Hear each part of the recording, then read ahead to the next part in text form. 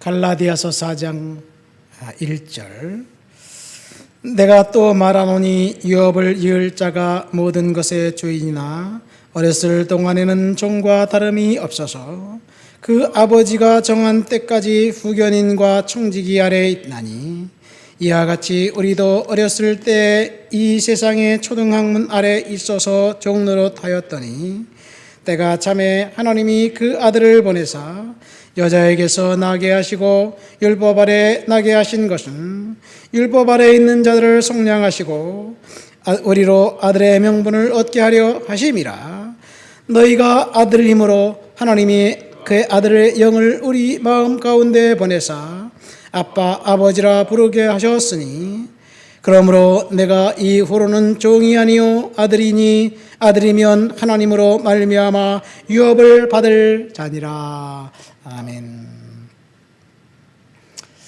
갈라디아 교회, 갈라디아서, 갈라디아는 어느 지역 도시를 이야기하는 것이 아니라 어느 한 지방을 이야기하는 것이지요.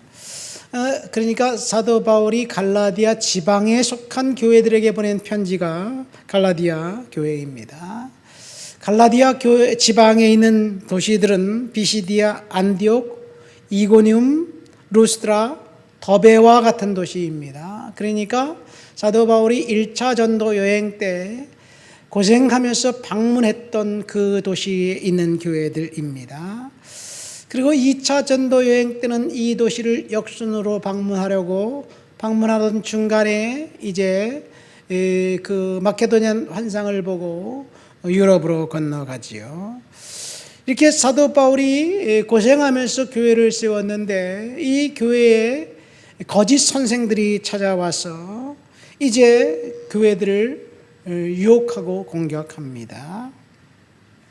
그래서 유대주의자들의 공격에 의해서 그 거짓 선생들의 선동에 의해서 공격당하고 있는 교회들에게 사도 바울이 두 가지를 이야기합니다. 첫 번째, 사도 바울이 전한 복음 이신칭의, 복음 믿음으로 말미암아 구원받는다는 이야기, 그것이 진짜다.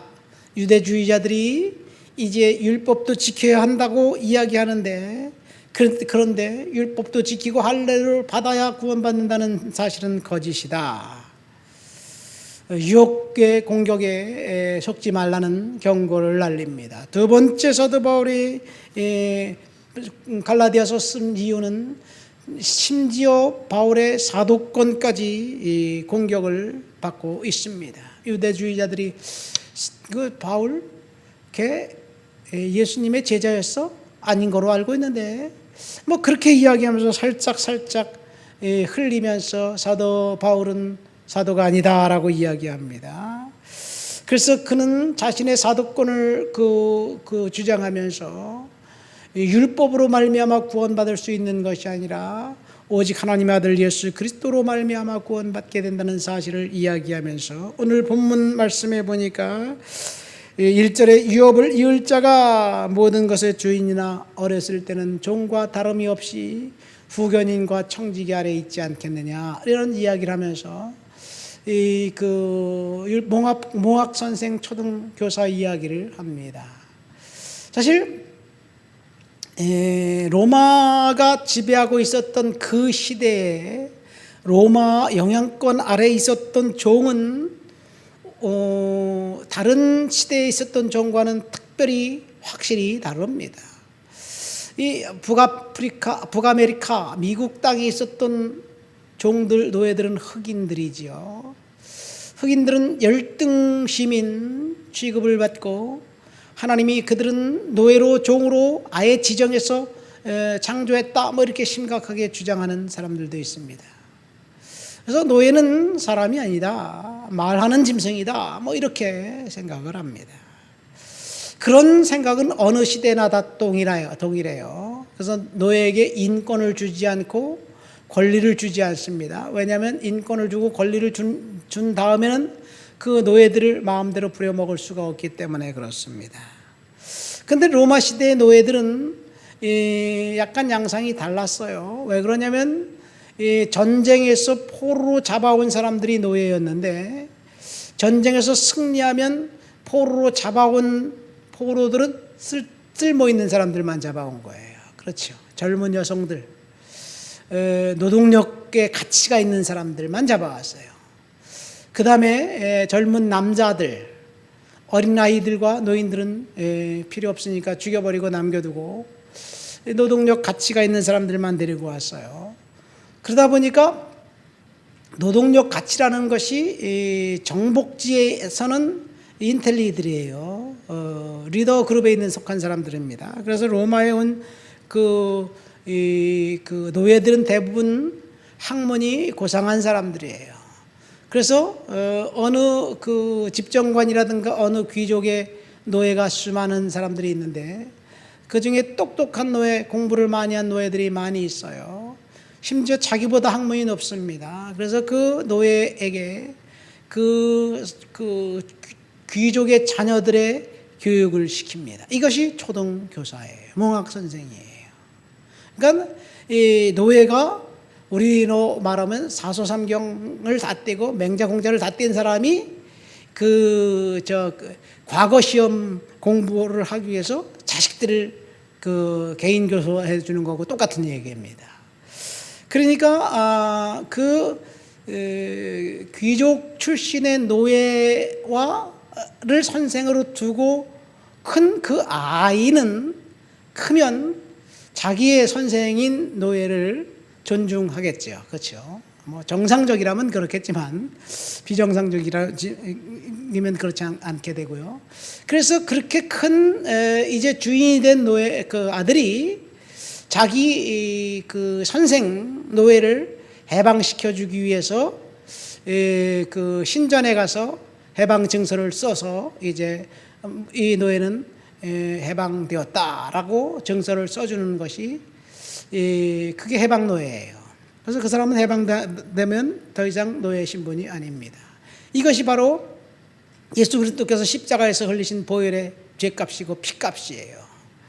예수님께서 십자가에서 흘려 돌아가신 그 죄값 때문에 노예였지만 더 이상 노예가 아니다라고 선포한 것과 동일합니다.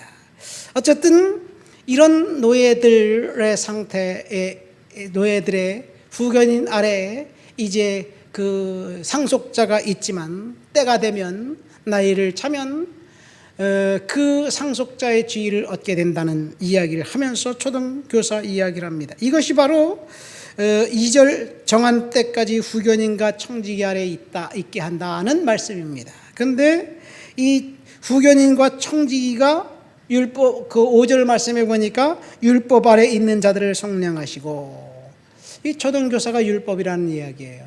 율법으로 구원을 받게 되는 것이 아니라 율법으로 하나님의 뜻과 섭리와 계획을 알 수 있도록 하고, 그 다음에 율법은 십자가 보혈과 은혜로 인도하는 초등교사다라는 이야기입니다. 그런데 거짓 선생들은 율법을 지켜야 한다, 할례를 받아야 한다, 그래야 구원받는다고 이야기하면서 헷갈리게 만듭니다.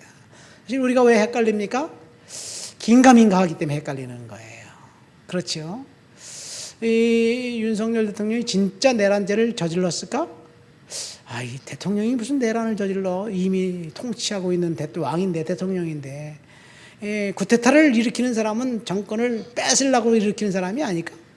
뭐 이렇게 생각하면 쿠데타를, 내란을 대통령이 일으킬 수 있을까? 헷갈려요. 근데 매스컴에서 보면 대통령이 분명히 내란을 일으켰대. 우리는 헷갈리고 있는 중이에요. 근데 명확하게 아는 사람들은 헷갈리지 않죠. 중요한 것은 율법이 그런다는 이야기예요. 율법은 우리를 구원시킬 수 없습니다. 하나님의 뜻을 알아가는데 하나님이 우리들로 하여금 율법을 통해서 하나님을 잘 섬기고 믿을 수 있도록, 예수 그리스도를 발견하도록 하나님이 허락하신 것이 율법이에요. 그런데 잘 모르니까 율법이 를 지켜야 구원받는다고 강력하게 주장합니다. 그것이 아니라는 이야기를 사도 바울이 오늘 계속해서 하고 있습니다. 두 번째, 오늘 본문을 통해서 생각해 볼 것은 4절 말씀, 때가 참에 하나님이 그 아들을 보내사 여자에게 나게 하시고 율법에게 나게 하셨다. 그래서 율법 아래 있는 자들을 속량하시려고 예수 그리스도 하나님의 아들이 이 땅에 오셨다는 이야기입니다. 중요한 것은 여기서 때가 참회라는 말입니다.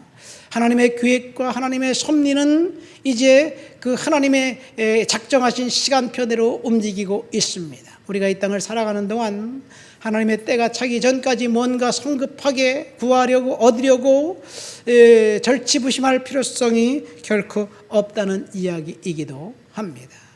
하나님의 때가 될 때까지 우리는 기다리면서 믿음으로 은혜로 살아야 될 줄 믿습니다. 마지막 세 번째 생각해 볼 것은 이제 우리들의 신분입니다. 6절 말씀 보세요. 너희가 아들이므로 하나님이 그 아들의 영을 우리 마음 가운데 보내사 아빠 아버지라 부르게 하셨다. 우리의 신분은 종이 아니고 아들의 신분으로 하나님이 허락하셨다는 것, 이것이 은혜입니다.